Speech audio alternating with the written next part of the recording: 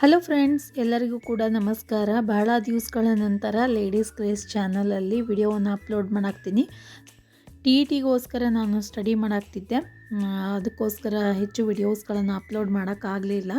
ಇವತ್ತಿನ ವಿಡಿಯೋದಲ್ಲಿ semi palazzo cutting ಮತ್ತು ಸ್ಟಿಚಿಂಗ್ ವಿಡಿಯೋವನ್ನು ನಿಮ್ಮ ಜೊತೆ ಶೇರ್ ಮಾಡ್ಕೋತೀನಿ. ಇದಾದ ನಂತರ ಸೇಮ್ ಫ್ಯಾಬ್ರಿಕಲ್ಲಿ ಇದ್ರ ಜೊತೆ ಟಾಪ್ ಕೂಡ ಸ್ಟಿಚ್ ಮಾಡಾಕ್ತೀನಿ, ಅದನ್ನು ಕೂಡ ನಿಮ್ಮ ಜೊತೆ ಶೇರ್ ಮಾಡ್ಕೋತೀನಿ. ಈಗ ನಾನು ಈ ಸೆಮಿ ಪ್ಲಾಜೋ ಸ್ಟಿಚ್ ಮಾಡ್ಕೊಳ್ಳೋದಕ್ಕೆ 2 ಮೀಟ್ರ್ ಲೈನಿಂಗ್ ಬಟ್ಟೆಯನ್ನು ತೊಗೊಂಡಿನಿ. ಈ ರೀತಿ 2 ಮೀಟ್ರ್ ಲೈನಿಂಗ್ ಬಟ್ಟೆಯನ್ನು ಡಬಲ್ ಫೋಲ್ಡಲ್ಲಿ ಫೋಲ್ಡ್ ಮಾಡ್ಕೊಂಡಾದಮೇಲೆ ಈಗ ನಾನು ಉದ್ದದಲ್ಲಿ ಈ ರೀತಿ ಫೋಲ್ಡ್ ಮಾಡ್ಕೊಳಕ್ತೀನಿ. ಒಮ್ಮೆ ಅಗಲದಲ್ಲಿ, ಒಮ್ಮೆ ಉದ್ದದಲ್ಲಿ ಈ ರೀತಿ ಫೋಲ್ಡ್ ಮಾಡ್ಕೊಳಕ್ತೀನಿ. ಯಾಕಂತಂದ್ರೆ ಇದು ಕಾಟನ್ ಲೈನಿಂಗ್ ಬಟ್ಟೆ ಐತಿ. ಇದರಲ್ಲಿ ಪನ್ನ ಜಾಸ್ತಿ ಇರೋದಿಲ್ಲ, ಅಂದ್ರೆ ಲೈನಿಂಗ್ ಬಟ್ಟೆಯ ಹೈಟ್ ಜಾಸ್ತಿ ಇರೋದಿಲ್ಲ. ನೀವೇನಾದರೂ ಕ್ರೇಪ್ ಬಟ್ಟೆ ಬಳಸಾಕ್ತಿದ್ರಿ ಅಂತಂದ್ರೆ ಲೈನಿಂಗ್ ಬಟ್ಟೆಯಾಗಿ ಅದನ್ನು ಒಮ್ಮೆಲೆ 4 ಲೇಯರ್ಸಲ್ಲಿ ಫೋಲ್ಡ್ ಮಾಡ್ಕೋಬೋದು. ಬಟ್ ಇದು ಪನ್ನ ಕಡಿಮೆ ಇರೋದ್ರಿಂದ ಒಮ್ಮೆ ಅಗಲದಲ್ಲಿ, ಒಮ್ಮೆ ಉದ್ದದಲ್ಲಿ 2 ಮೀಟ್ರ್ ಬಟ್ಟೆಯನ್ನು ಯೂಸ್ ಮಾಡಿಕೊಂಡು ಈ ರೀತಿ 4 ಲೇಯರ್ಸಲ್ಲಿ ಫೋಲ್ಡ್ ಮಾಡ್ಕೊಂಡಿನಿ. ನನ್ನ ಕಡೆಗೆ ಫೋಲ್ಡೆಡ್ ಸೈಡ್ ಐತಿ ಮತ್ತು ಕ್ಯಾಮ್ರಾದ ಕಡೆಗೆ ಓಪನ್ ಸೈಡ್ಸ್ ಅದಾವು. ಈ ರೀತಿ 4 ಲೇಯರ್ಸಲ್ಲಿ ಫೋಲ್ಡ್ ಮಾಡ್ಕೊಂಡಾದಮೇಲೆ ಕೆಳಗಡೆಗೆ ಫಸ್ಟಿಗೆ ನಾನು ಒಂದು ಸ್ಟ್ರೇಟ್ ಲೈನ್ಗೋಸ್ಕರ ಒಂದು ಲೈನನ್ನು ಡ್ರಾ ಮಾಡ್ಕೊಂಡಿನಿ, ಅಂದರೆ ಬಟ್ಟೆಯನ್ನು ಸೀದಾ ಮಾಡ್ಕೊಳ್ಳೋದಕ್ಕೆ. ಅದಾದಮೇಲೆ 2 ಇಂಚ್ಗೆ ಒಂದು ಲೈನನ್ನು ಡ್ರಾ ಮಾಡ್ಕೊಂಡಿನಿ.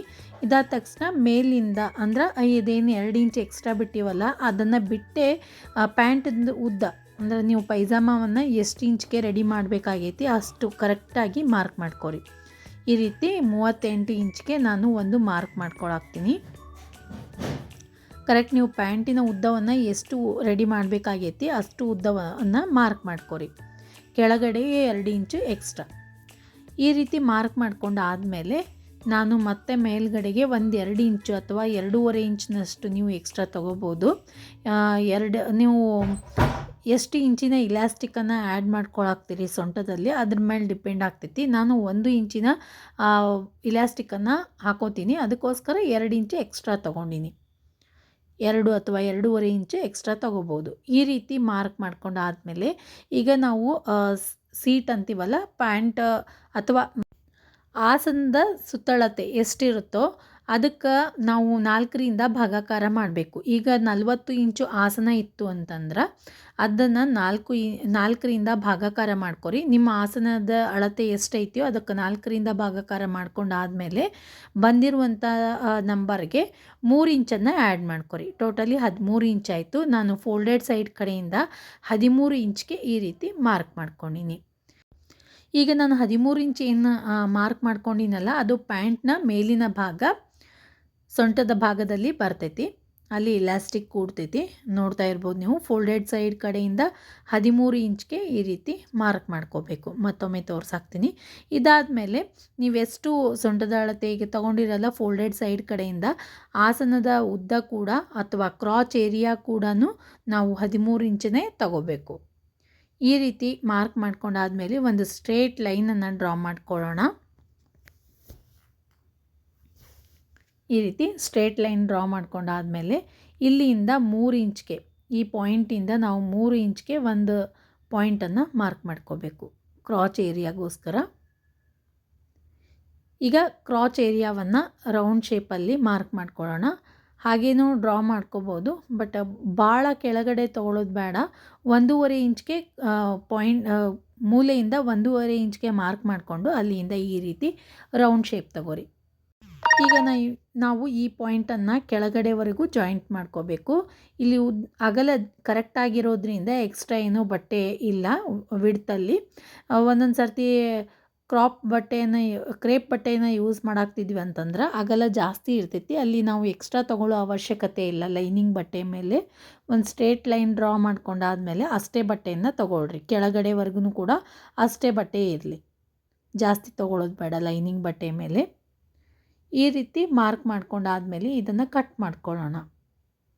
ತುಂಬಾ ಈಸಿ ಮೆಥಡಲ್ಲಿ ಲೈನಿಂಗ್ ಬಟ್ಟೆಯನ್ನು ಬಳಸಿ ಯಾವ ರೀತಿಯಾಗಿ ನಾವು ಪ್ಲಾಜೋವನ್ನು ಕಟ್ ಮಾಡಿ, ಸೆಮಿ ಪ್ಲಾಜೋವನ್ನು ಕಟ್ ಮಾಡಿ ಸ್ಟಿಚ್ ಮಾಡ್ಬೋದು, ಅಥವಾ ಇದಕ್ಕೆ 1 ಲೈನ್ ಪ್ಯಾಂಟ್ ಅಂತಲೂ ಕೂಡ ಕರೀತಾರೆ.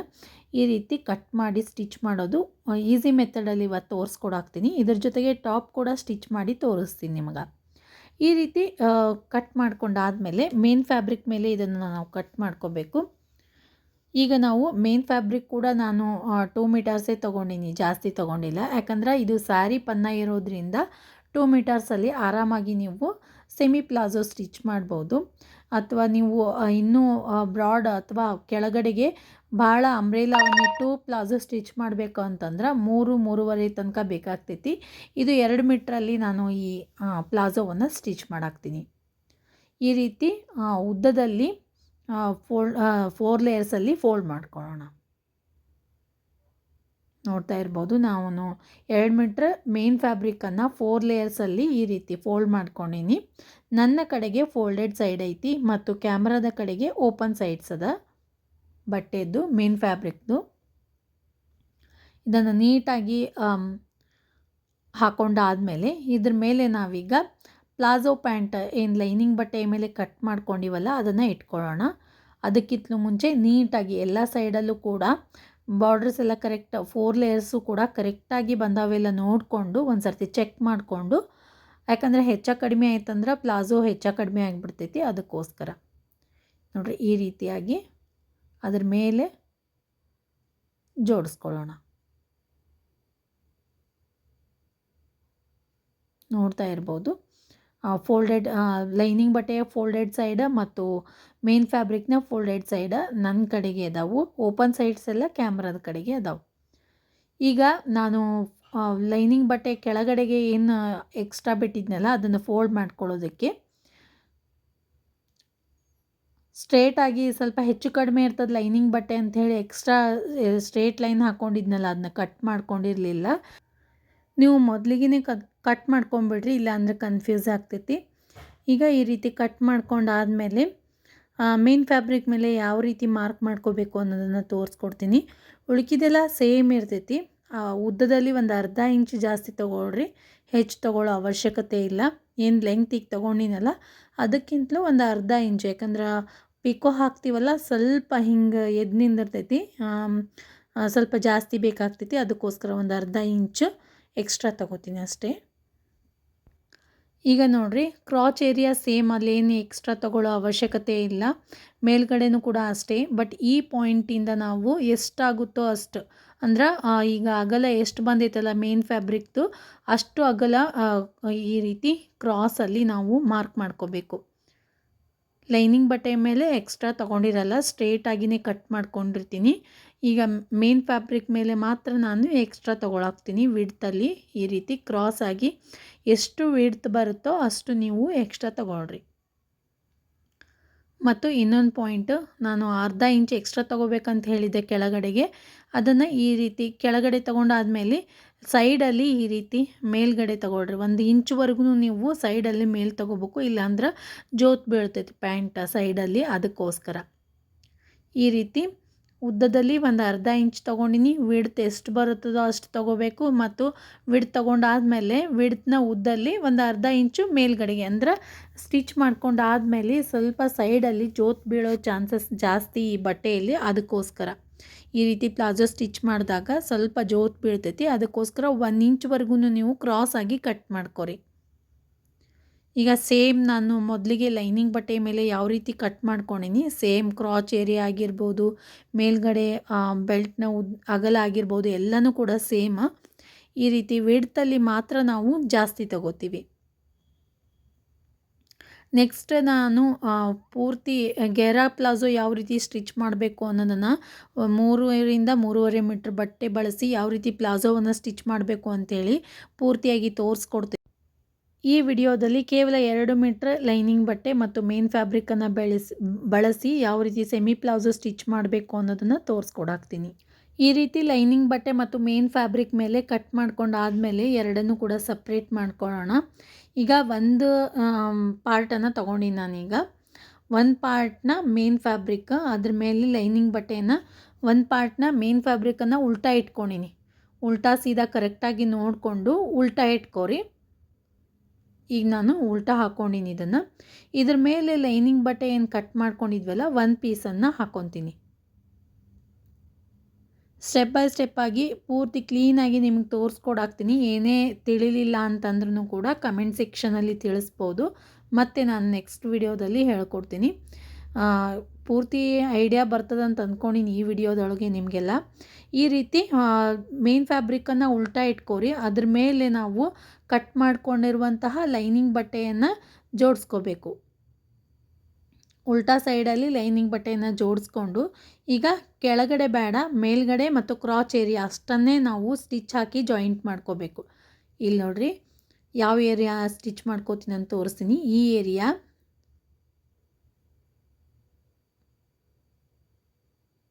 ಇನ್ನೂ ಕರೆಕ್ಟಾಗಿ ಕುಂತಿಲ್ಲ.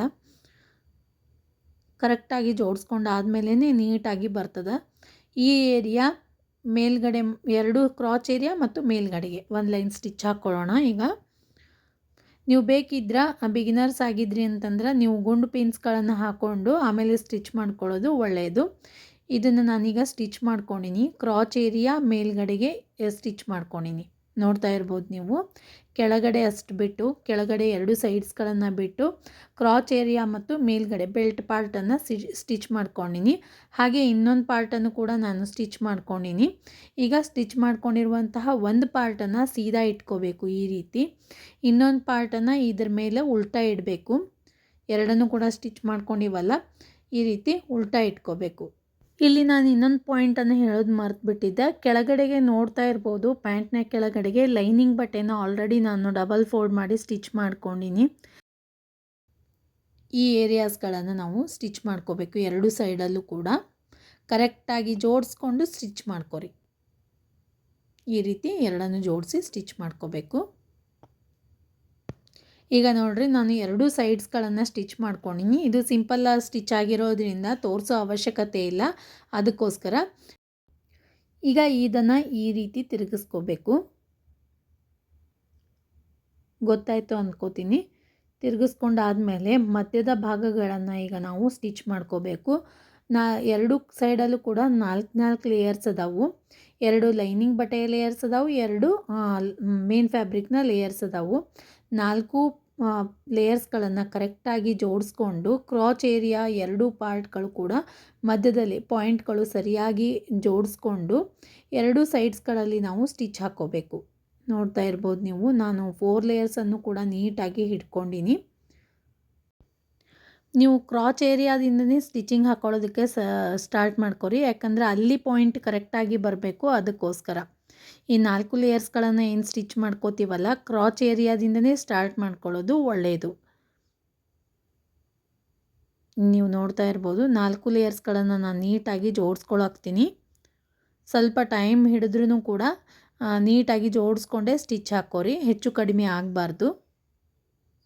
ನೋಡಿರಿ ಈ ರೀತಿಯಾಗಿ ಜೋಡಿಸ್ಕೊಂಡು ನಾವು ಕ್ರಾಚ್ ಏರಿಯಾದಿಂದನೇ ಸ್ಟಾರ್ಟ್ ಮಾಡ್ಕೋಬೋದು. ಇಲ್ಲಾಂದರೆ ಈ ರೀತಿ ಒಂದು ಎಂಡಿಂದ ಇನ್ನೊಂದು ಎಂಡ್ವರೆಗೂ ಕೂಡ ಒಯ್ಬೋದು.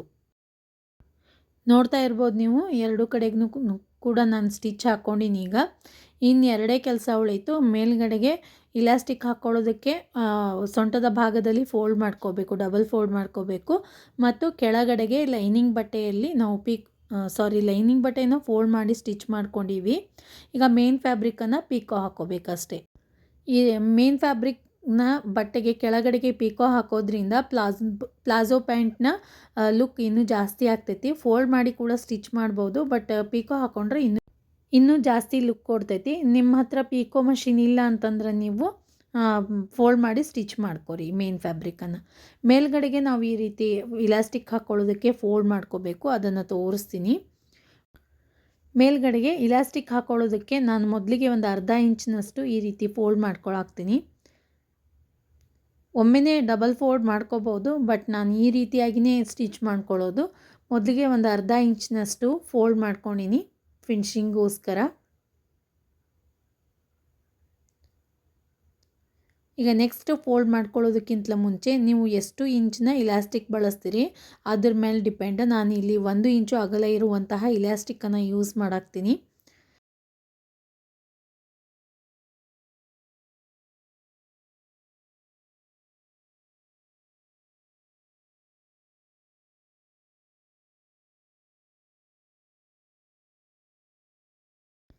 ನಾವು ಈ ರೀತಿ ಫೋಲ್ಡ್ ಮಾಡ್ಕೊಳ್ಳೋದಕ್ಕೆ ಟೋಟಲಿ 2 ಇಂಚ್ ಎಕ್ಸ್ಟ್ರಾ ತೊಗೊಂಡಿದ್ವಿ.